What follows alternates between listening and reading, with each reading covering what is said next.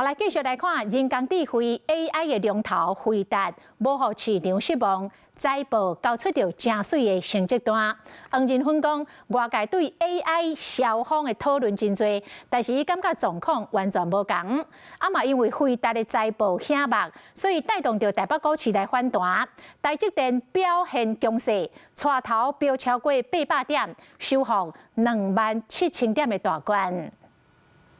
护国神山台积电气势如虹，带领台股一扫前几个交易日低迷的状态，加权指数一举收复27000点。盘面红记记台股撑起来，电子股嘛精神，辉达无互投资人失望，随开成绩单退出来，暂时消除市场对 AI 无稳定的疑虑。在 AI，黄仁勋已经出来为 AI 泡沫辟谣了，以及辉达的财报也开得很不错的情况下，我觉得台积电跟 NVIDIA 会继续的往上带领股市走高了。你回去推往前的10年到15年，台积电在第3季到第4季都会有一波表现，一路走到明年的第1季的季末。辉达第3季营收570亿美金，季增22%，年增62%，创下历史新高，比市场分析师预期的更较好。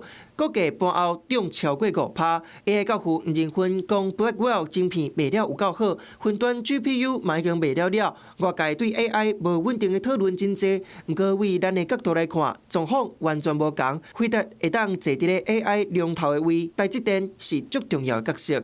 没有台积电，今天没有回答。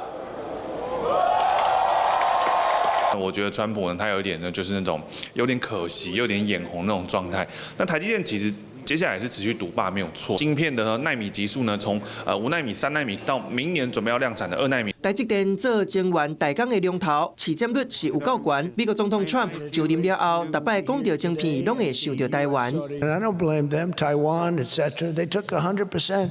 Because we had no president that protected our industry.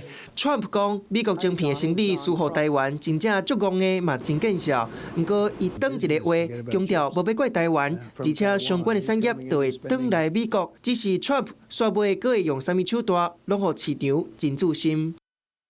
Hello， 我是蒋欣梅。想要抢先掌握最及时的新闻资讯吗？赶快订阅、按赞、开启小铃铛，锁定华视新闻 YouTube 频道。